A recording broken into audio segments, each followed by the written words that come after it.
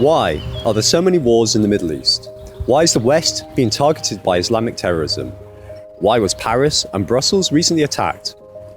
And what is actually happening in the world? Well, in the next 15 minutes, I'm going to tell you a story that aims to shed some light on this situation.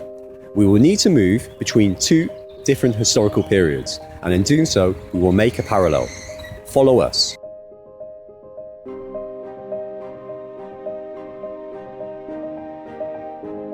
During the 1800s, after the Napoleonic era, there was a long war that today we describe as cold. This Cold War was between the Russian Empire and the British colonial empire, which at that time was referred to as the Great Game, or the Tournament of Shadows by Russian scholars. This Great Game has a lot in common with what is going on today.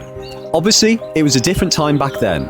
There was no internet, it was not possible to hijack aeroplanes.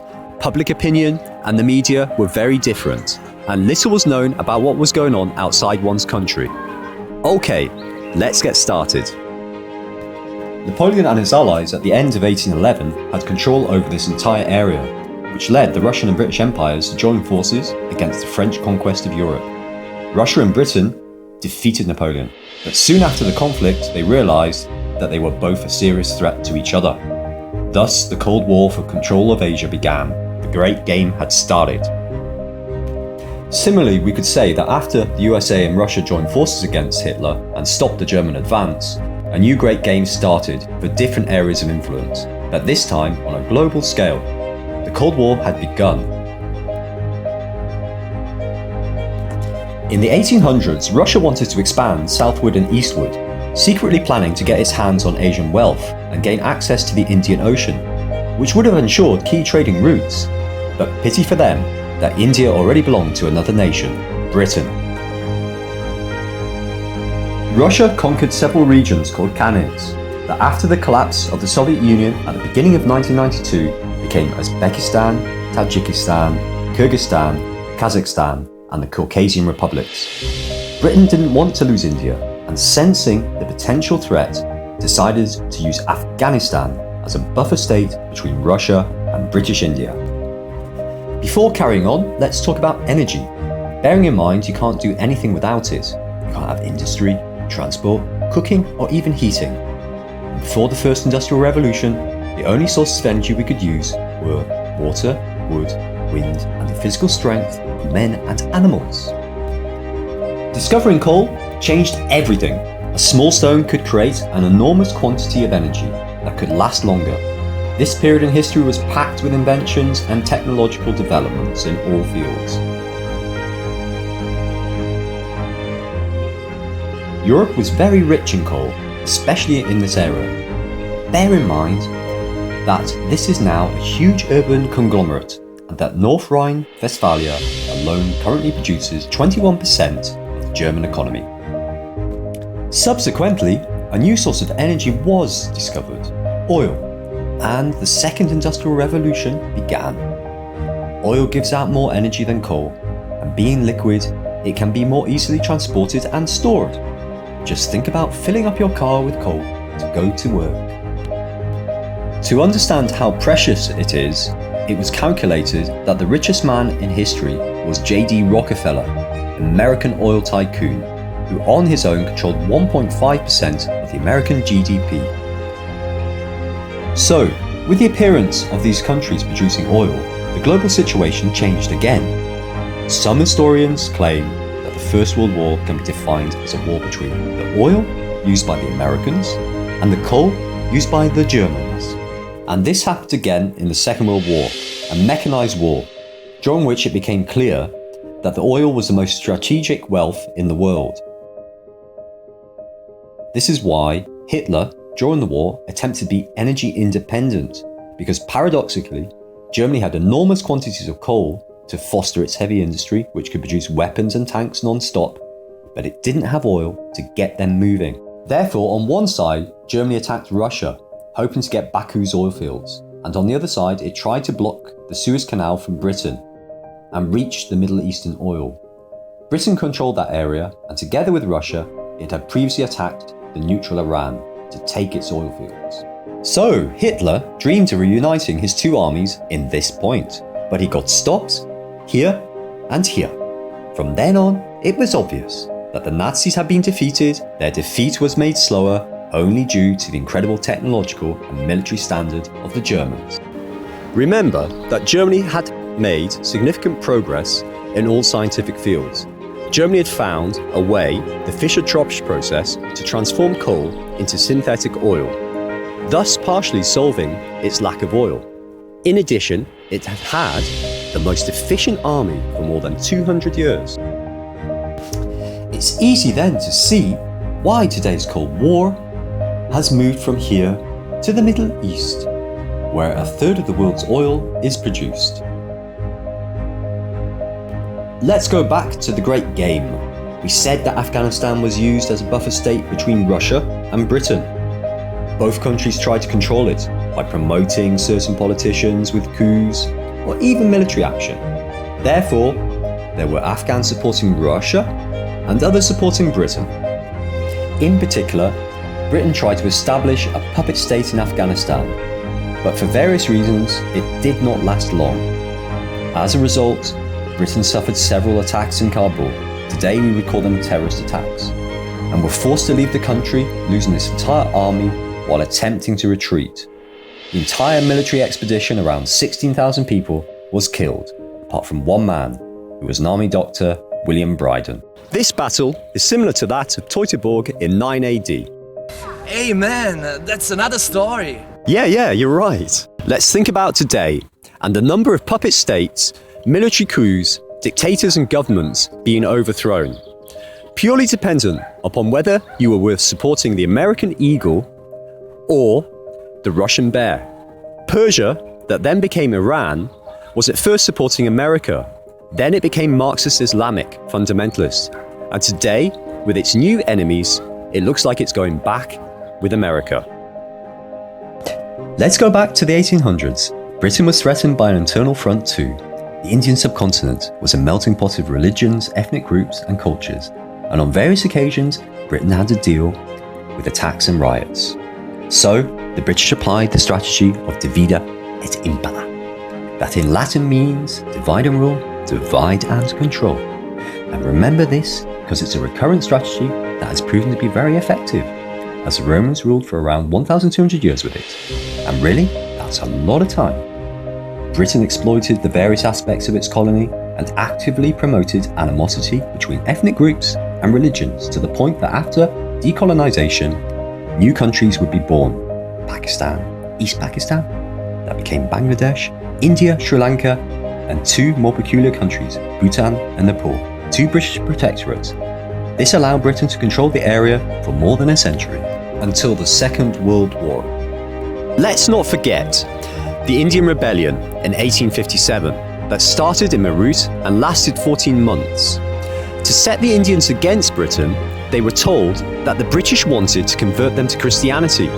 Hindus were also told that their shotguns cartridges were covered in cow's fat, which is sacred to their religion, while Muslims were told that they were greased with pig's fat, which is an impure animal for Muslims. Therefore, religions were used to cause uproar in the Indian population that, up to this point, had in a way accepted British domination, which brought schools, railways, and water channeling. There's always someone that can't stand domination, and in this case, it was the Indian aristocracy. But how to convince a compatriot to rebel? Maybe you're thinking, of course I'd rebel. This is my homeland. But you should take into consideration that the mentality of people centuries ago was different, and it was something like, who cares who's on the throne, as long as a dog gets his bone. Did I make the point?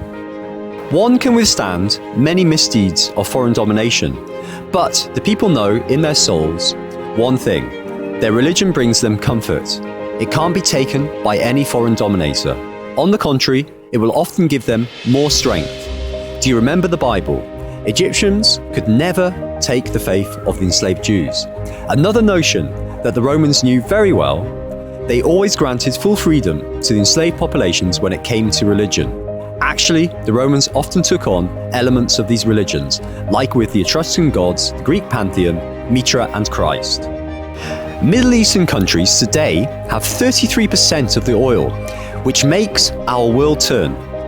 And this percentage goes up to 50% if we include its estimated reserves and those of Iran and Libya. Middle Eastern countries also possess around 25% of natural gas, another extremely important resource that goes up to 40% if we count Iran and Egypt. So, if you want to win the Cold War, you need more oil than your enemies. All this area then ended up in this new great game. That after the Second World War had, instead of Britain, the USA as the new superpower, which had a huge army, had the atomic bomb, and were owed a lot of money around Europe. Think that Britain finished paying America interest on war debt only in 2006. With the Cold War, the world was divided in two, Russia and the USA. Those who did not take a position ended up in the so-called Third World. Why did Russia put the veto for the military intervention in Syria? Because it would have lost its ally, Assad, and handed Syria over to the American sphere of influence. As a matter of fact, Syria began supporting the Soviet Union back in the 1960s, and today Russia has a military base there. For various reasons, Russia has many allies in the Middle East. Many Arabs use Russian weapons, Kalashnikovs and RPGs. This is also due to the fact that after the First World War, this whole area was controlled by France and Britain. So, for these countries, it was easier to side with Russia, seeing that for a long period, they'd been occupied by American allies. So we said that France and Britain controlled these areas. Do you still remember the concept of divide et impera? Well, it is precisely what they did with the Sykes-Picot Agreement, thanks to which they drew the borders of the areas they respectively controlled. This was also necessary because the Middle Eastern countries are not fragmented like the Indian subcontinent. On the contrary, they share three major aspects: religion, language, and judicial system. Besides religion that we just talked about, language is also an important binding element. We could even say that we don't live in nations, but in judicial and linguistic systems. Languages are nothing but a set of rules, and judicial systems are a meta-language used to apply the same rules. It is true that in the Middle East, there are also differences. Many dialects, and for instance Arab, is not spoken in Iran. Additionally, there are four schools of thought that interpret the Quran, as well as three religious branches: Shiites, Sunnis, and Ibadi. However, there have been pan-Arabic movements and ideologies that aim to unify the Middle Eastern countries. We said that divide and rule is an enduring strategy, but how can it be applied now? It is important that this area is kept in constant ferment, so there will always be excuses to intervene. Beyond the borders decided by the Sykes-Picot Agreement, it can be seen that the small differences between populations can prove useful. Jews and Muslims, the Israeli front, will always be turbulent. Shiites and Sunnis, religious differences that became political, like the battles for power in Saudi Arabia, the war between Iran and Iraq, and ISIS today that declared war against the Shiites. Military invasions like the First Gulf War, and some people say even the Second, or the Russian invasion of Afghanistan in '79. Let's go back in time once more. Russia and Britain signed an agreement, the Anglo-Russian Entente, that in 1907 froze the areas of influence, like Tordesillas between Spain and Portugal in 1494. Hey, again, that's another story. Yeah, you're right again. They came to this agreement because there was a new enemy on the horizon, Germany, with a huge army and strong industry. While Britain and Russia argued, Germany was getting closer to the Persian Gulf through the Ottoman Empire, with diplomacy and money lending. 7 years later, Germany was at war against the two enemies of the Great Game, fighting what we know as the First World War. Comparing this with the current situation, could ISIS be the 1907's Germany for America and Russia? Can it pose a threat for the monopoly of the Middle East? Or is it just a new chapter of a new great game? Let me know what you think. With this historical parallel, I tried to demonstrate how problems can be seen from a different perspective after 50 or 100 years have passed. Certainly, not an absolutely precise or exact perspective, but at least a clearer image, like in a pointillism painting. Today, living in this age, we see every single event, every single stain on the canvas, but we need to step back and look at the bigger picture. Obviously, in zooming out, we will lose sight of many details, but we will see the true landscape, and only then will we understand it.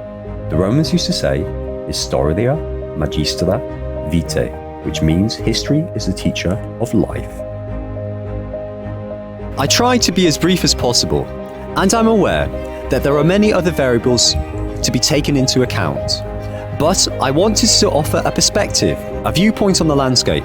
For this reason, I haven't talked about the San Remo Conference, the Ba'ath Party, the Six-Day War and the Suez Canal, the Berlin-Baghdad Railway, the debts that the Ottoman Empire had with France and England, the Anglo-Iranian Oil Company, and the Abadan Crisis, or geopolitical theories like the Heartland Theory by the English scholar Alfred Mackinder, which proves the British fear of the Russian advance in Asia. There are hundreds of books and other materials that can give you a deeper understanding of this topic. Here, I offer you some more information.